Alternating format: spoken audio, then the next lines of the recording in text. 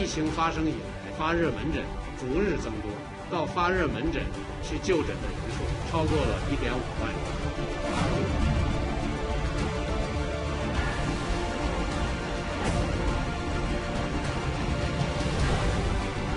안쪽에 점막을 통해서 침투가 가능합니다.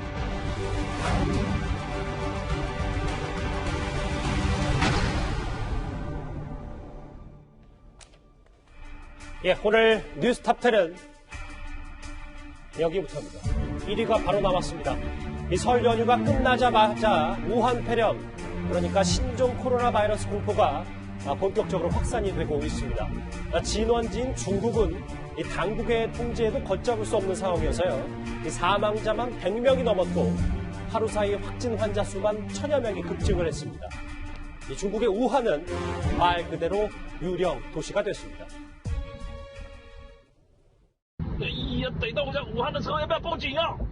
快点啊！我没事的时候尽量的少出去，就感觉挺严重的这个事儿。这新闻不也老报道吗？ 지금 같은 경우는 이제 비행기나 기차, 버스, 자가용 같은 건 다 폐쇄됐고 이제 밖에 못 나가는 상황입니다. 정말 생각하는 거 이상으로 상상 이상으로 정말 심각한 상황이고. 자, 이제부터 이 얘기 좀 하나하나 풀어보겠습니다. 먼저 이현정 의원님. 네. 중국 우한에 있는 우리나라 국민들 있잖아요. 네. 결국 우리 정부도 결단을 내려서 30일과 30일이니까 이틀 뒤에 전세기를 투입하기로 결정을 했네요. 그렇습니다. 우한시 자체가 지금 완전히 봉쇄가 됐거든요. 현지에서 취재하던 기자들도 우리나라 기자들도 간신히 지금 탈출한 것으로 알려지고 있습니다. 지금 각국에서 교민들에 대한 탈출이 시작됐는데요. 예. 일단 미국에 이어서 일본이 오늘 저녁에 일단 그 자국 교민들을 일단 탈출시킨다고 합니다. 전세기를 동원해서 들어오고요. 우리 정부도 일단 31일과 31일 두 차례에 걸쳐서 일단 전세기를 투입하는데 현재 있는 총영사관을 통해서 모집을 해보니까 현재까지 693명이 일단 신청을 했어요. 근데 이제 무조건 우리 국민이나 다 올 수 있는 건 아닙니다. 일단 37.5도 이상의 일단 발열이 있는 사람들 같은 경우에 의심 증상자가 있는 경우는 일단 제외됩니다. 현지에서 일단 치료를 받게 되고요. 또 우리나라 국민과 함께 거주하는 중국 국적자도 올 수는 없습니다. 그렇기 때문에 아마 거기서 걸러져서 우리나라 현지에 들어와서 이분들 같은 경우는 천안 쪽에 있는 아마 공기업 연수원 쪽에 일단 집단적으로 일단 좀 수용이 될 예정입니다. 왜냐하면 이게 이번에 이제 우한 폐렴 같은 경우는 잠복기가 있지 않습니까? 예. 일단 이 증상이 없다 하더라도 14일 동안은 일단 관찰을 해야 되기 때문에 14일 동안은 일단은 여기에 수용이 되고 난 다음에 일단 이제 밖으로 이제 외출할 수 있는데요. 일단 이 30일, 30일 두 차례에 걸쳐서 전 세계 운항이 돼서 아마 천안 쪽에서 여기서 이제 수용이 됐다가 아마 14일 동안은 어쩔 수 없이 감금 생활을 해야 될 것 같습니다. 이현정 의원님, 그러니까 700명이 한 2주간 천안에서 이제 일단은 숙소 생활을 하면 천안 주변도 방역망을 좀 철저히 갖춰야 시민들이, 일반 시민들이 좀 두려움이 없겠네요. 네, 일단 아마 이제 일단 비행기에 대한 소독뿐만 아니라 이동 수단이라든지 또 거주지가 할 수 있는 거주지 주변이라든지 아마 그것들이 이쪽에 오면 아마 주민들도 좀 불안해할 거 아니겠습니까? 예. 아마 이 부분에 대한 또 방역이 철저하게 해야 될 것 같습니다. 그런데 조수진 부장, 네. 이런 일이 일어나선 안 되겠지만 일부 전문가들은 벌써부터 이 우한 폐렴, 신종 코로나 바이러스가 4, 5월이 되면 확진자만 수십만 명이 될 것이다. 이런 관측까지 내놨습니다. 네. 그 홍콩의 주요 매체들은요, 가브리엘 렁이라는 홍콩대 전염병역학 통제센터 교수입니다. 예. 이 센터를 이끌고 있는 그런 교수인데요. 그 가브리엘 렁 교수의 말을 인용해서 보도를 했습니다. 그래서 공중보건 조치가 없으면 감염자 수가 6.2일마다 2배로 늘어날 거다. 그러면서 4월, 5월 초까지, 그러니까 여름이 본격적으로 다가오기 전까지 계속해서 창궐 할 거기 때문에 이번 전염병은 글로벌 대유행 가능성이 있다. 여기에 대해서 철저히 대비해야 된다. 이런 코멘트를 실었습니다. 그리고요, 이 영국 보건 전문가도 같은 비슷한 주장을 폈어요. 예. 벌써 우한에만 10만 명 이상이 감염됐을 거다. 이런 보도가 영국 일간 가디언에서 보도가 됐습니다. 물론 지금 중국 측에서는 이것은 전부 다 낭설이다. 바로바로 집계를 하고 있다. 이렇게 일축하고 있습니다만 예. 지금 심상치 않다라는 것은 전문가의 입을 통해서도 우리가 확인할 수 있습니다. 자, 그러면 이제 우한 소식, 전세기를 띄운 우리나라 정부 얘기까지 해봤고요. 사실 이웃나라인 우리도 이제부터가 문제일 것 같습니다. 정부 당국의 공식 발표에 따르면 4번째 확진자가 중국 우한에서 돌아오자마자 이 버스와 택시를 타고 귀가를 했는데 접촉자는 모두 172명, 밀접 접촉자만 95명에 달합니다. 장혜철 평론가님, 좀 이 얘기를 좀 해봐야 될 것 같은데 세 번째 확진자에 비해서 비교적 뭐 동선은 짧더라도 그래도 꽤 많은 이들과 접촉을 좀 했더라고요. 네, 특히 무엇보다 인천공항에서 자택이 있는 평택시로 이동하는 과정에서 공항버스를 탑승을 했습니다. 밀폐된 공항버스 안에서 혹시 어떤 접촉이 있었는지 면밀히 지켜봐야 될 것 같고요. 대부분 자택에 머무르면서 병원에 간 것 외에 세 번째 확진자보다 동선은 좁지만 정부에서 파악한 접촉자 수는 172명, 예. 그리고 밀접 접촉자가 95명에 달하는 상황이기 때문에 능동 감시의 대상은 오히려 세 번째 접촉자보다 확진자에 대한 접촉자보다 더 늘어날 가능성도 있고요. 여기서 무엇보다 아쉬움을 느끼는 부분은 지금 네 번째 확진자와 평택시 의료기관의 주장이 엇갈리는 지점이 있는데 예. 이분이 처음 증상이 발생하고 지난 21일에 지역에 있는 병원에 방문을 합니다. 그 병원에서 이 네 번째 확진자의 주장은 본인이 중국 우한에 다녀왔다고 말을 했다고 해요. 병원에서는 물어봤는데 그런 말 한 적이 없어서 넘어갔다고 하는데 이 우한 폐렴 신종 코로나 바이러스가 이렇게 심각한 상황에서 병원 말이 사실일지 확진자의 말이 사실일지 모르겠지만 뭔가 미숙한 대처 때문에 이분이 격리돼서 보건당국의 어떤 통제를 받을 수 있는 시간이 며칠이나 지체되지 않았습니까? 그 며칠 동안 또 얼마나 많은 사람들 또 가족들과 접촉을 했는지 모르는 부분이라 일선 의료기관의 대처도 과연 잘 되고 있는가, 정부가 이런 부분을 조목조목 잘 챙기고 있는가에 대해서도 이 첫 번째 의료기관과의 어떤 서로 다른 주장을 보면 아쉬움이 들 수밖에 없습니다. 화면 한번 다시 보실게요. 그러니까 지난 20일 중국 우한에서 귀국을 해서 버스와 택시를 타고 집으로 돌아갔습니다. 뭐 평택 송탄터미널로 왔고요. 그리고 지난주에 뭐 지금 이름이 다 공개가 됐으니까 365 연합의원을 찾았고 26일에는 보건소 선별진료소를 가서 폐렴 진단을 받고 병원으로 이송됐습니다. 이 곳곳에 대해서 정부 당국이 일단 우리 당국도 이 부분에 대해서는 방역을 다 완료했다, 진행했다 뭐 이렇게 알려지고 있는데요. 그런데 이 네 번째 이 확진자와는 별개로 비교적 이동 동선이 컸던 세 번째 확진자가 다녀간 곳으로 알려진 서울 강남과 경기도 고양은 2차 감염 우려에 여전히 시민들은 걱정이 앞서고 있습니다. 주변에 그 확진자가 있었다는 이야기가 어제 제가 카톡으로 다 돌더라고요. 학원은 이제 가야 되니까 이제 보냈는데 이제 공부할 때도 마스크 끼고 이렇게 하라고 했습니다. 최전문 교수님, 여기 네. 보이는 네 번째 환자가 누비고 다닌 평택도 그렇고 어제 세 번째 확진자 강남, 일산, 뭐 한강변 편의점까지.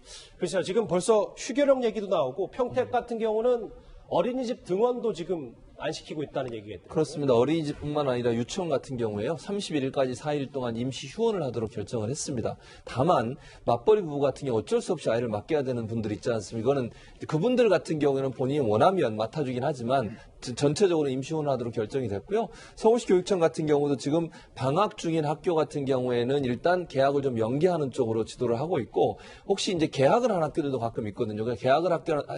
개학을 한 학교들 같은 경우는 임시 휴업을 권유하고 있는 상태다. 그래서 학교나 어린이 유치원 이런 곳들은 대체적으로 휴원하는 쪽으로 방향을 잡고 가고 있습니다. 아마 엄청나게 위험한 상황이기 때문에 지금 상황에서는 학교들이 아이들 보호를 위해서 이런 조치를 할 수밖에 없는 상황이 아닌가 이렇게 보여집니다. 자, 이 신종 코로나 바이러스는 치사율이요. 메르스보다 낮지만 문제가 있습니다. 바로 전파 속도입니다. 현재 사스보다 빠른 속도로 확진자가 늘고 있기 때문에 현재로서는 무증상 감염자를 가려내기엔 속수무책인 그런 상황입니다. 그런데 오늘 한 전문가는 새로운 의학적 소견을 우한 폐렴에 대해서 밝혔습니다. 같이 그 목소리 들어보시죠. 피부로 통해서 바이러스가 들어가지는 않습니다. 우리 얼굴을 보시면 눈하고 코하고 입에 점막이 있지 않습니까? 그 부분이 약한 부분이고 그 부분으로 바이러스가 붙어서 들어가기 때문에 우리가 코나 입 말고도 눈 안쪽에 점막을 통해서 침투가 가능합니다. 저는 오늘 뉴스 가운데 이 부분이 제일 눈에 떴어요. 이현정 의원님. 이 우리나라에서 이 우한 폐렴 관련해서 권위자로 꼽히는 김우주 교수가 눈 안쪽의 점막 등을 통해서 우한 폐렴 바이러스 침투가 가능하다. 이런 좀 의미심장한 소개를. 일단 이 신종 코로나 바이러스 같은 경우는 이제 비말, 즉 침에 의해서 일단 전파되는 걸 알려지고 있지 않습니까? 근데 우리 피부 같은 경우는 지금 김우주 교수에 따르면 이제 워낙 면역이 이제 침투 강해서 일반적으로 이렇게 침투를 할 수가 없다고 그래요. 근데 우리 신체에서 보면 입이나 눈이나 코 같은 경우는 이제 점막이 있지 않습니까? 예. 바로 이 점막을 통해서 이제 바이러스가 침투가 가능한데요. 특히 이제 우리가 입 같은 경우는 이제 마스크를 하고 있기 때문에 코나 입 같은 경우는 이제 하지만 눈이 일단 문제라고 그래요. 눈 같은 경우에 이제 각막이 이제 안에 쪽에 점막이 있지 않습니까?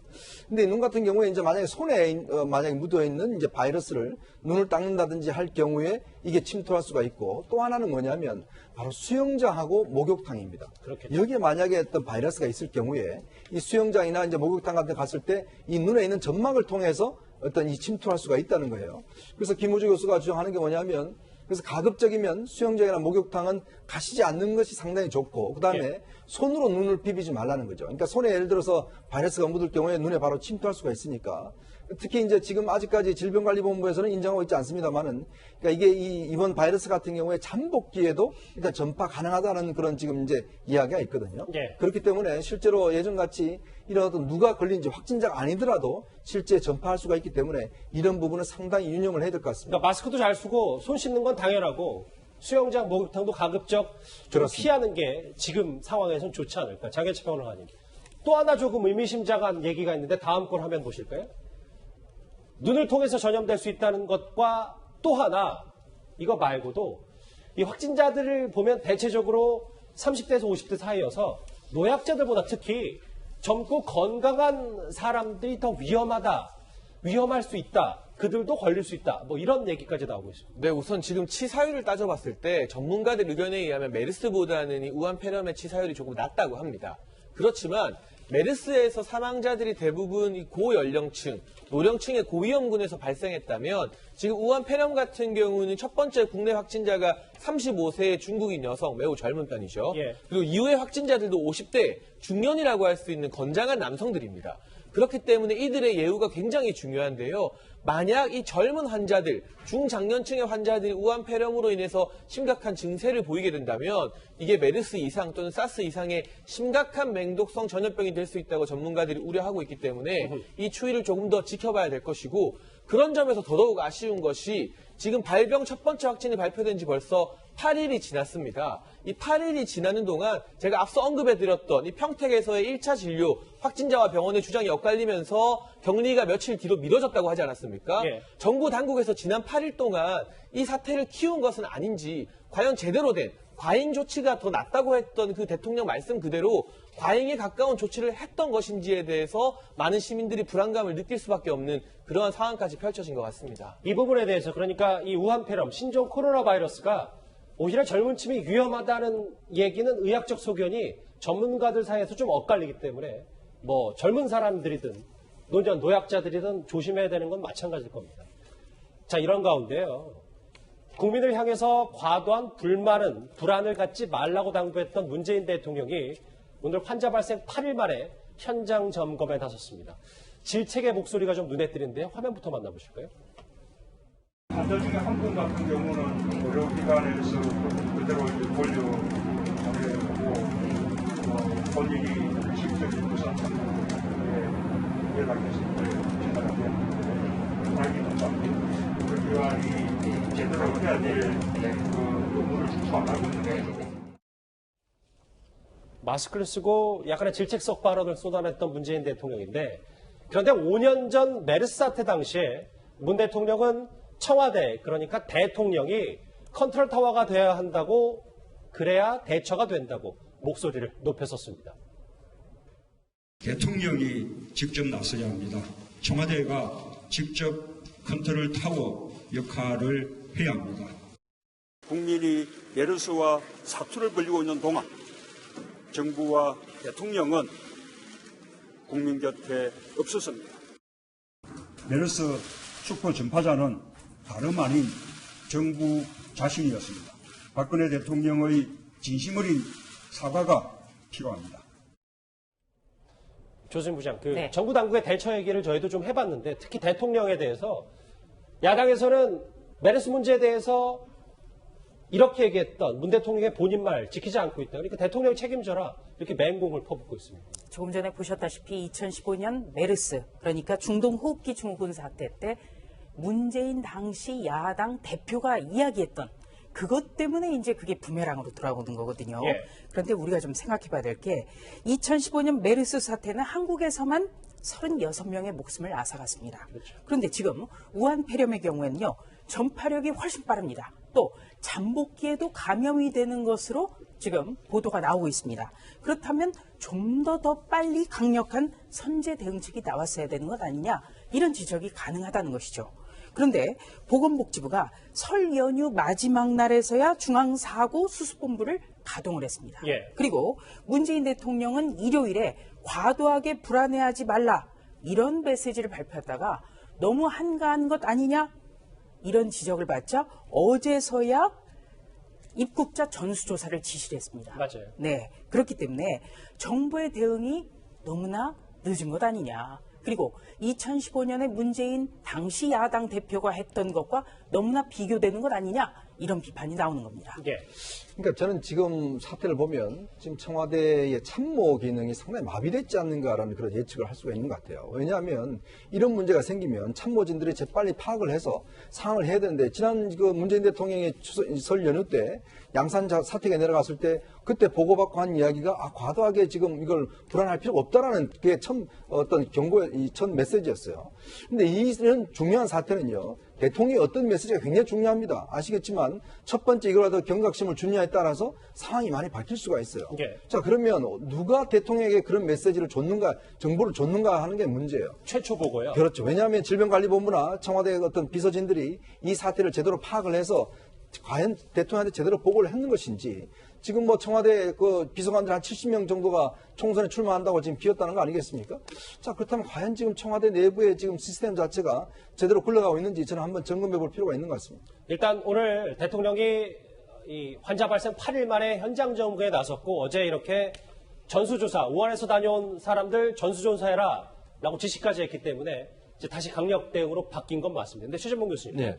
그럼에도 불구하고 열흘간 우한 입국자 3,000명 이 전수조사 지금 이 사람들 찾는데도 참 어려울 것 같은데 좀 뒤늦은 거 아닌가 이런 생각이 또 드네요. 뭐 그렇게 볼 수도 있죠. 근데 이제 중국에서 사실은 이걸 제대로 알려주질 않고 국제사회에 본인들이 계속 숨기고 있다가 이게 나중에 엄청나게 확산되고 나니까 이제 그때는 인정을 했거든요. 예. 그다음에 각국의 이걸 이제 대응하는 체제가 약간 늦게 가동할 수밖에 없는 상태였다는 생각이 들고 그러나 어쨌든 늦게라도 3,000명을 전수하라고 지시한 건 잘한 거라고 생각합니다. 다만 이제 우한에서 들어와서 입국한 사람들이 다 어디에 있는지 찾기가 상당히 어려워요. 이건 여러 가지 방법을 통해 찾아야 되는데 이 모든 사람을 찾기는 어려운 상황이 되기 때문에 그럼에도 불구하고 어쨌든 정부 당국에 일하는 분들이 열심히 노력을 해서 이런 부분을 찾아내야 한다고 생각을 합니다. 우리 국민들이 이것 때문에 피해를 당한 일을 막아야 되지 않겠습니까? 그래서 그렇죠. 모든 인력과 가능한 모든 수단을 동원해서 찾을 수 있는 데까지 찾아내서 혹시나 전파될 수 있는 가능성이 있을 경우에는 조치를 취하는 조치가 반드시 필요하다는 생각이 듭니다. 예. 저는 뭐 8일 만에 현장에 나타난 문재인 대통령이나 정부의 대응에 대해서도 많은 지적들을 하고 있지만